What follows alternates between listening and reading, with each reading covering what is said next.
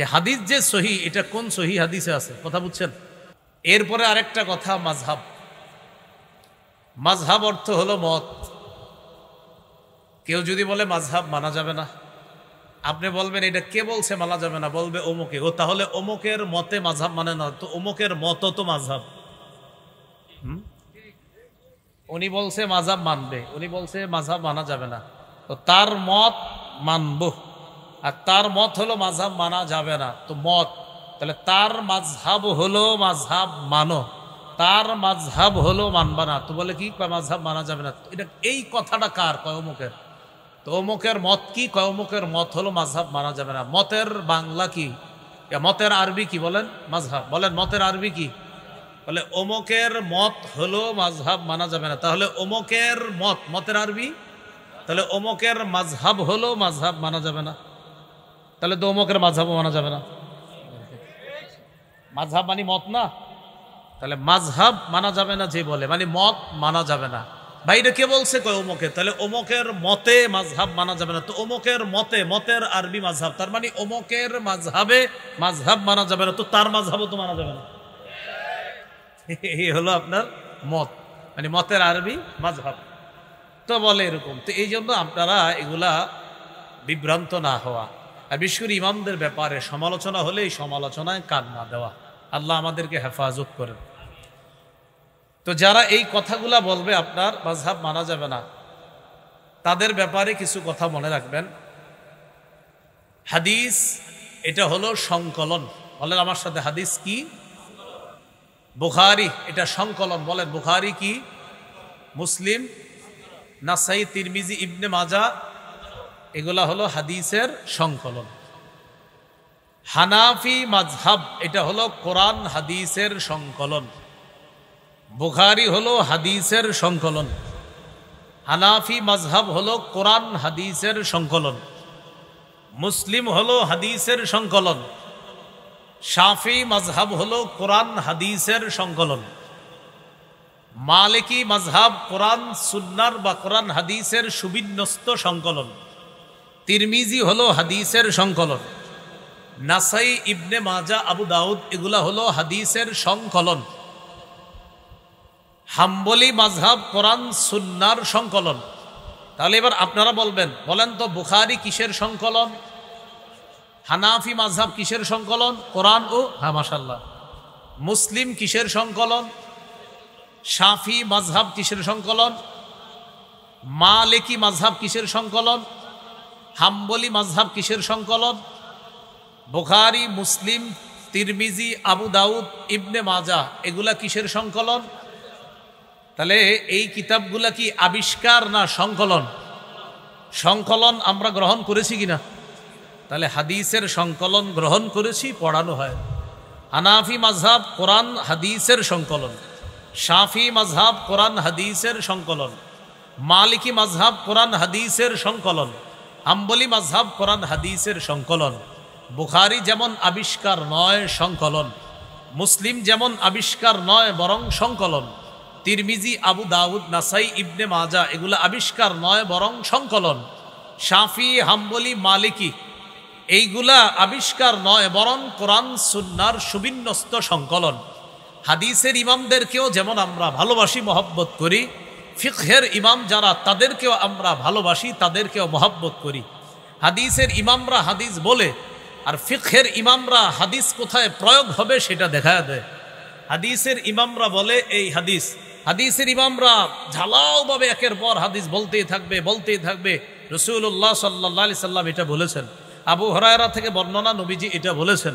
আব্দুল্লাহ ইবনে মাসউদ রাদিয়াল্লাহু আনহু থেকে বর্ণনা, নবী এটা বলেছেন। আব্দুল্লাহ ইবনে ওমর রাদিয়াল্লাহু আনহুমা থেকে বর্ণনা, নবী এটা বলেছেন। আব্দুল্লাহ ইবনে আব্বাস রাদিয়াল্লাহু আনহুমা থেকে বর্ণনা, নবী এটা বলেছেন। এটা হাদিসের ইমামদের কাজ। ফিকহের ইমামদের কাজ হলো নবী এটা বলেছেন, আল্লাহ কোরআনের আয়াতে এটা বলেছেন। ফিকহের ইমামরা আয়াত এবং হাদিসকে সামঞ্জস্য বিধান করে, যেন কোরআনের আয়াত এবং হাদিসের উপর সুন্দরভাবে একটা সাধারণ মানুষ আমল করতে পারে, ওই কোরআন হাদিসকে একত্রিত করে একটা মতামত পেশ করে যারা, তারা হলো ফিকহের ইমাম, তারা হলো মাযহাবের ইমাম। তাই আমরা কোরআন সুন্নাহ মাযহাবের ইমামের মত নিয়ে মানি। কোরআন সুন্নাহ মানেন আপনারা? হা মানি। কিভাবে মানেন? যে ইমামরা আমাদেরকে আয়াত আর হাদিসের প্রয়োগ যেভাবে দেখিয়ে দিয়েছেন আমরা সেভাবে মানি। ইমাম বুখারী হাদিস বলেছেন, ইমাম মুসলিম হাদিস বলেছেন, নাসাই, তিরমিজি, আবু দাউদ, ইবনে মাজাহ তারা হাদিস বলেছেন। ফিকহের ইমামগণ হাদিস কোথায় ব্যবহার হবে, প্রয়োগ হবে, এটা আমল করে বাস্তবে চোখে আঙ্গুল দিয়ে দেখিয়ে দিয়েছে। কথা বুঝে আসছে সবার? এই জন্য রাসূল সাল্লাল্লাহু আলাইহি সাল্লামের হাদিসের মধ্যে পাওয়া যাবে বসে প্রস্রাব করা, হাদিসে পাওয়া যাবে দাঁড়িয়ে প্রস্রাব করা। সমাধান মাযহাবের ইমামরা দিবে যে প্রস্রাব আসলে কিভাবে করবা। হাদিসের মধ্যে পাওয়া যাবে নামাজে দাঁড়ানোর পর রাসূল সাল্লাল্লাহু আলাইহি সাল্লাম বলেছেন কাঁধে কাঁধ মিলাইতে। নবীজি বলেছেন এইভাবে কাতার মিলিয়ে দাঁড়াইতে। এখন মিলানোটা আসলে কিভাবে হবে এটা আমরা মতামত নিব ইমামদের থেকে, যে আসলে মিলানোটা কিভাবে সম্ভব। তখন তারা অনেকগুলো হাদিস সামনে রাখে, রাখার পর সবগুলা হাদিস আর আয়াতকে একত্রিত করার পর আমাদেরকে একটা সমাধান দিয়ে দেয়। কারণ সমাধান না দিলে আমরা সাধারণ জনগণ বিপদে পড়ব। এই পৃষ্ঠার মধ্যে আসবে বসে প্রস্রাব করা, পরের পৃষ্ঠায় আসবে দাঁড়িয়ে প্রস্রাব করা, বিপদে পড়ে যাব কোথায়? এবার মাযহাবের ইমামগণ বলবে বসে প্রস্রাব করার ক্ষেত্র হলো এটা, দাঁড়িয়ে প্রস্রাবের ক্ষেত্র হলো এটা। তারা আমাদেরকে হাদিস প্রয়োগের নিয়মটা দেখায় দেয়। তো এইখানে আপনার ঝামেলা কোথায়? আমি এটাই বুঝি না। আমি মাঝে মাঝে চিন্তা করি যে আসলে ইমামদেরকে সমালোচনা করা এটা কেন হয়, এটা আমার মাথায় আসে না। ইমাম বুখারী হাদিসের কাজ করছে, ইমাম আবু হানিফা কোরআন হাদিসের কাজ করছে, ইমাম মুসলিম হাদিসের কাজ করছে, ইমাম মালিক কোরআন হাদিসের কাজ করছে, ইমাম তিরমিজি হাদিসের কাজ করছে, ইমাম শাফি কোরআন হাদিসের কাজ করছে, ইমাম নাসাই, আবু দাউদ, ইবনে মাজাহ তারা শুধু হাদিসের কাজ করে গেছে, ইমাম আহমদ ইবনে হাম্বল কোরআন এবং হাদিসের কাজ করে গেছে। সমস্যাটা কোথায় বলে? এজন্য আমরা এইভাবে সহজ সহজ বিষয়গুলা আমাদের মাথায় যেন কোনো মানুষ হঠাৎ কোনো ব্যাপারে আমাদেরকে বিভ্রান্ত করতে না পারে। বিভ্রান্ত করতে গেলেই ওলামায়ে কেরামের শরণাপন্ন হব আমরা, বলেন ইনশাআল্লাহ। এরপরে আসেন যারা বলে শুধু কোরআন মানে, এই জাতীয় মানুষগুলার একটা ভিতরগত কথা আছে। যারা শুধু কোরআন মানার কথা বলে তাদের একটা গোপন বিষয় আছে, একটা মিশন আছে। কি? শুধু কোরআনের কথা যারা বলে তাদের একটা মূল মাকসাদ বা উদ্দেশ্য হলো একটা সময় মানুষকে এমনভাবে মেধা তৈরি করা যেন মানুষকে নামাজ থেকে দূরে সরানো যায়। আপনারা কিভাবে এটা আমার বলতে পারেন যে হুজুর কিভাবে? এটা পুরা কোরআনের কোথাও আপনি পাবেন না আমরা যে নামাজে রুকু করি যেইভাবে এইভাবে রুকু করতে হবে, কোরআনের কোথাও নেই। আমরা যে নামাজে সেজদা করি এইভাবে সেজদার কথা কোরআনে কোথাও নাই। তো আপনি এইভাবে রুকু সেজদা কেন করেন? এটা কোরআনের ব্যাখ্যা হাদিসে আছে। বলেন এটা কোথায় আছে কোরআনের ব্যাখ্যা? এখন প্রশ্ন এসে যাবে হুজুর কোরআনের কথা এটা যে হাদিসের মধ্যে ব্যাখ্যা আছে, হাদিস যে মানতে হবে এটা কি কোরআনের কোনো আয়াতে আছে? হ্যাঁ, এটাও আছে। সূরা হাশরের ৭ নম্বর আয়াতে আছে। আল্লাহ বলেছেন মা আতা কুমুর রসুলু ফাখুজু, রসুল যা দেন তা গ্রহণ করো, ওমা নাহাকুম আনহু ফান্তাহু, যা থেকে নিষেধ করে তা থেকে বিরত থাকো। খুব সহজে বুঝেন। শুধু কোরআন মানে যারা এই জাতীয় লোক যদি এসে আপনারে বুঝায় শুধু কোরআন মানো হাদিস মানবা না, তখন আপনারে বুঝাইবে কোরআন কি যথেষ্ট না, আপনারে বলবে, আপনি চিন্তায় ভরে যাবেন যে কোরআন কি আসলে হ্যাঁ কোরআন তো আসলেই যথেষ্ট। তাহলে আপনারে বলবে তো মিয়া আল্লাহর কোরআন কি তোমার জন্য যথেষ্ট না? নবী না, আল্লাহরা নবীর উপর আয়াত নাজিল করছে আল-ইয়াউমা আকমালতু লাকুম দীনাকুম ওয়া আতমামতু আলাইকুম নি'মাতি ওয়া রাদিতু লাকুমুল ইসলামা দীনা, আজ আমি দিন পরিপূর্ণ করে দিলাম। তো আল্লাহ না এই আয়াত নাজিল করছে, এই আয়াত নাজিল করার পরেও তোমরা কেন বুঝো না যে কোরআনই শুধু যথেষ্ট, আবার হাদিস কেন মানবা? এখন আপনারাও কিন্তু বিপদে পড়বেন। ঠিকই তো, আপনারা জবাব দিবেন সুন্দরভাবে এইভাবে বলেন আমরা কোরআনের কথা অনুযায়ী, সবাই বলেন কোরআন অনুযায়ী হাদিস মানি। আর একটু বাড়ায় বলবেন, বলেন কোরআনের নির্দেশনা অনুযায়ী হাদিস মানি। বলেন তো আমরা হাদিস মানি কিসের নির্দেশনা অনুযায়ী? এখন আপনারে বলবে কোরআনের কোন জায়গায় আছে হাদিস মানার কথা? তখন বলবেন সূরা হাশরের ৭ নম্বর আয়াতে আছে। আল্লাহ বলেছেন রসুল যা দেন তা গ্রহণ করো, যা থেকে নিষেধ করে তা থেকে বিরত থাকো। আমাদের নবী আমাদেরকে কোরআনও দিয়ে গেছে, সুন্নাও দিয়ে গেছে। কোরআন মানতে হবে, এটা আল্লাহ কোরআনে বলে দিয়েছে। সুন্নাহ মানতে হবে, এটাও আল্লাহ কোরআনে বলে দিয়েছে। অতএব কোরআন আর হাদিস মানা মানিও কোরআন মানা, কোরআন মানা মানি হাদিস মানা, আর কোরআন হাদিস মানা মানিও কোরআন হাদিস মানা। যদি আপনারে বলে এই মিয়া শুধু কোরআন মানলে আবার হাদিস কিভাবে মানা হয়, আপনি বলবেন ভাই কোরআনের সবগুলো আয়াত মানেন কিনা? যদি বলে হ্যাঁ। সূরা হাশরের 7 নম্বর আয়াত মানেন কিনা? যদি বলে হ্যাঁ, তো 7 নম্বর আয়াতে আছে নবী যা দেন তা গ্রহণ করেন। অতএব নবী যে হাদিস দেন এটা গ্রহণ করেন। তো এই জন্য আপনারা এই বিষয়গুলো মাথায় রাখলে আশা করি সহজ হয়ে যাবে ইনশাআল্লাহ। আল্লাহ আমাদের সকলকে এই কথাগুলো মনে রাখার তৌফিক দান করেন। তাহলে বলেন তো মাযহাব অর্থ কি? মাযহাব মানা যাবে না। যদি কেউ বলে আপনি বলবেন এটা কার মতে মানা যাবে না, বলবে অমুকের মতে। আপনি বলবেন মতের আরবি কি, এটা জিজ্ঞেস করবেন। তারপরে যদি না বলতে পারে আপনি বলে দিবেন, বলেন তো মতের আরবি কি। তো যদি তার মাযহাব মানা না যায় তার মতে, তো আপনি বলবেন তার মতে তার মাযহাব মানা যাবে না। তো তুমি জানো মতের আরবি কি? তো বলবে মতের আরবি কি? তো আপনি বলবেন মাযহাব। তো তার মাযহাবও তো মানা যাবে না, অতএব তার কথাও মানি না। এই জন্য এইগুলা মনে রাখলে সহজ হয়ে যায়। তো এইগুলা আসলে ঝগড়ার বিষয় না, কিছু সূক্ষ্ম সূক্ষ্ম বিষয় মনে রাখবেন, তাহলে বিষয়গুলা সমাধান হয়ে যাবে ইনশাআল্লাহ। এরপরে দেখেন, আমার আগে হযরত মাওলানা লিয়াকত সাহেব একটা কথা বলছে, হাদিস সহি, এটা আপনারা অনেকে খেয়াল করেননি, কথাটা কিন্তু গুরুত্বপূর্ণ কথা বলছে, আপনারা হয়তো মন দিয়ে শোনেন এই কথাটা, যে হাদিস যে সহি এটা কোন সহি হাদিসে আছে, কথা বুঝছেন? হুজুর কি বলছে? হাদিস সহি এটা কোন সহি হাদিসে লেখা আছে? তাহলে হাদিস সহি এটা কি নবীজির হাদিসে লেখা আছে না কোনো ইমামের মত? আরে হাদিস সহি এটা কোনো ইমামের, বলেন যে এটা হাদিস শাস্ত্রের, বলেন সবাই হাদিস শাস্ত্রের, বলেন হাদিস শাস্ত্রের ইমামদের মত সহি।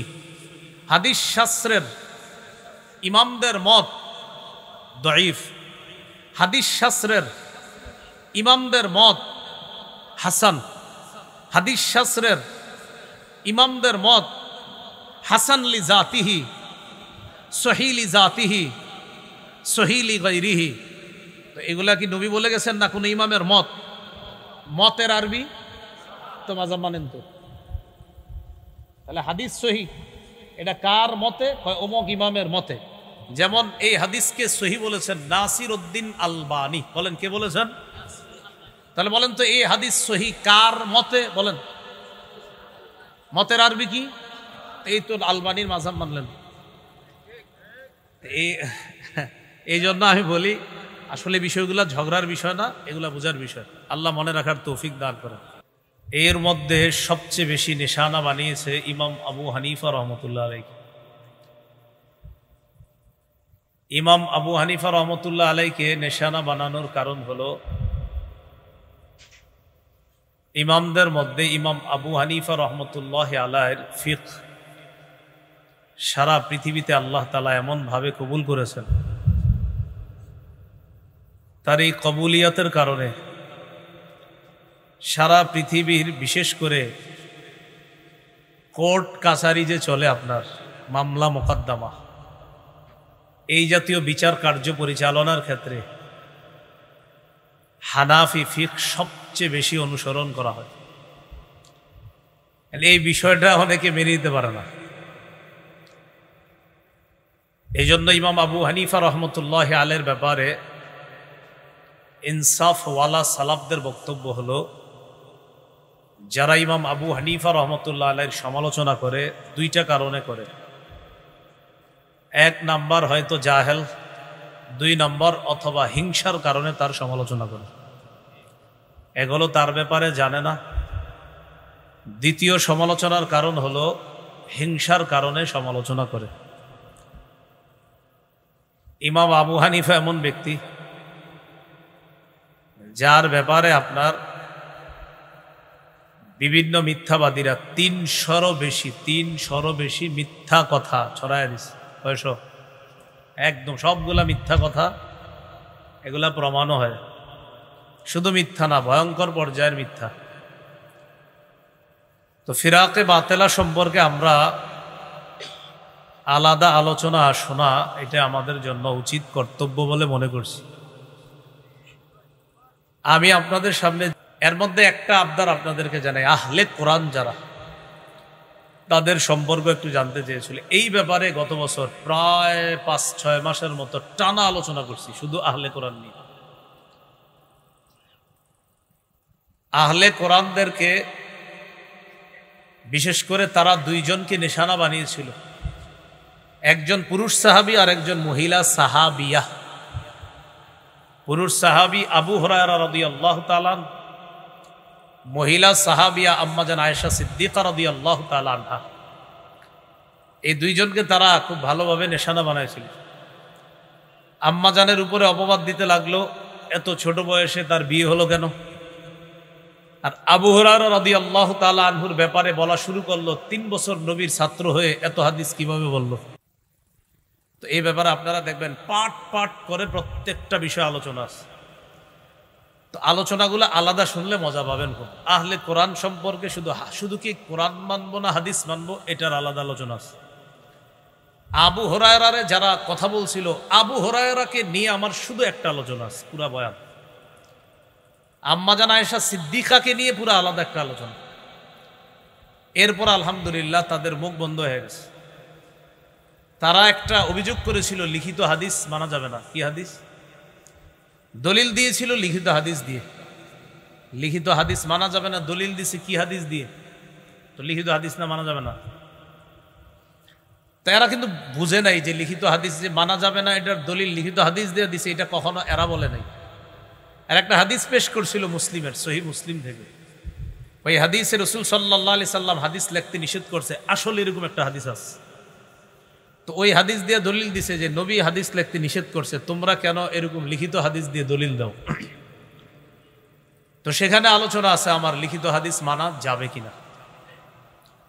তো নবীর নিষেধাজ্ঞা ছিল শুরুর যুগে। আল্লাহর কোরআন আর নবীর কথা যেন একসাথে সাহাবীরা গোলায়া না ফেলে, তাই শুরুর দিকে নবী নিষেধ করেছেন হাদিস লেখো না। পরবর্তীতে রাসূল সাল্লাল্লাহু আলাইহি সাল্লাম অনুমতি দিয়েছেন হাদিস লেখো। শুধু তাই না, নবী তার এক সাহাবীকে বলেছেন এখান থেকে যা বের হয় সব সত্য কথা লেখো তুমি। নবী তার মুখ দেখিয়ে বলেছিলেন এখান থেকে যা বের হয় সব সত্য কথা তুমি লেখো। তো লেখো না এটা নিষেধ করেছিলেন কেন? কোরআন আর হাদিস যেন সাহাবীরা মিলায়া না ফেলে। যখন কোরআন সুন্নাহর পার্থক্য সাহাবীরা বুঝেছেন, তখন থেকে নবীজি বলেছেন হাদিস লেখো। তো মজার বিষয়টা হলো তারা দলিল দিয়েছে মুসলিমের হাদিস দিয়া যে হাদিস মানা যাবে না লিখিত হাদিস। কোন কিতাবের বলেন তো? তো মুসলিমের হাদিসটা কি হাওয়ায় ভাসতেছে না লিখিত? তো এটাও তো লিখিত হাদিস দিয়ে দলিল। লিখিত হাদিস মানা যাবে না, দলিল দিল সহিহ মুসলিম থেকে। খালি মনে রাখবেন, এই পয়েন্টটা মনে রাখলে এরা আপনারা আটকাইতে পারবে না। এখন আবার বক্তব্য পাল্টায় ফেলছে। এদের যারা গুরু, ওই গুরুরা আমার নাম নিয়েও আলোচনা করছে এক জায়গায়। বুঝছি যে ধরা খাইছে, এই জন্য আর জানেন তো আমি কাউরে অ্যাটাক করে কথা বলি না, এই জন্য আমার বলবে এই সুযোগও নেই। কথা হলো পারলে দলিল খণ্ডন করেন, দলিল তো খণ্ডন করা যাবে না ইনশাআল্লাহু বিইজনিল্লাহি তাআলা। তো লিখিত হাদিস মানা যাবে না, দলিল কোন কিতাবের হাদিস? তো এটা কি মুসলিম শরীফে হাওয়ায় ভাসতেছে না লিখিত? এই তো দলিল তো লিখিত হাদিস দিয়ে দিল। তো তাদের কথা দিয়ে তাদেরকে দলিল দেওয়া যায়। আল্লাহ আমাদেরকে বুঝার তৌফিক দান করেন।